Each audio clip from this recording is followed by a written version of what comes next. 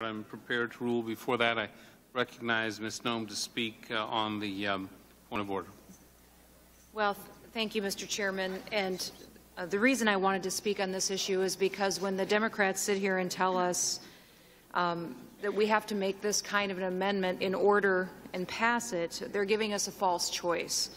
We can support women's health, and we can do so specifically women's health for low-income families without supporting abortion providers. Saying that we have to choose either abortion or women's health is a false statement. It's a false choice. What this bill does is it eliminates taxpayer-funded abortions, and it's been bipartisan in the past, especially in the House. Time and again, Congress has risen with bipartisan support to oppose taxpayer funding of abortions. And provisions, including the Hyde Amendment, have been passed repeatedly with bipartisan support and have saved an estimated 2 million innocent lives. Even with the Hyde Amendment in place, however, Obamacare allowed tax dollars of hardworking Americans to flow to over 1,000 abortion-covering health plans. Now, the House already passed H.R. 7 earlier this year with bipartisan support to ensure that the Affordable Care Act complied with the Hyde Amendment. And eliminating taxpayer funding of abortions doesn't take money from women's health.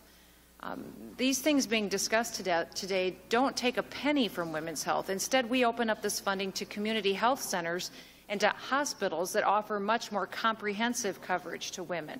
In 2014 alone, Planned Parenthood performed more than 300,000 abortions while failing to even provide basic services like prenatal care at many of their facilities. Hospitals and federally qualified health centers not only offer a broader range of services, but they also have greater accessibility in many cases.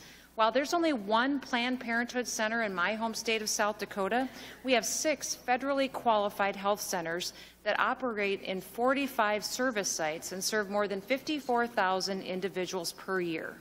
These care centers offer low-income women family health services, but they don't perform abortions. So let's not believe the false choice that they're stating today. We can still fund and prioritize women's health.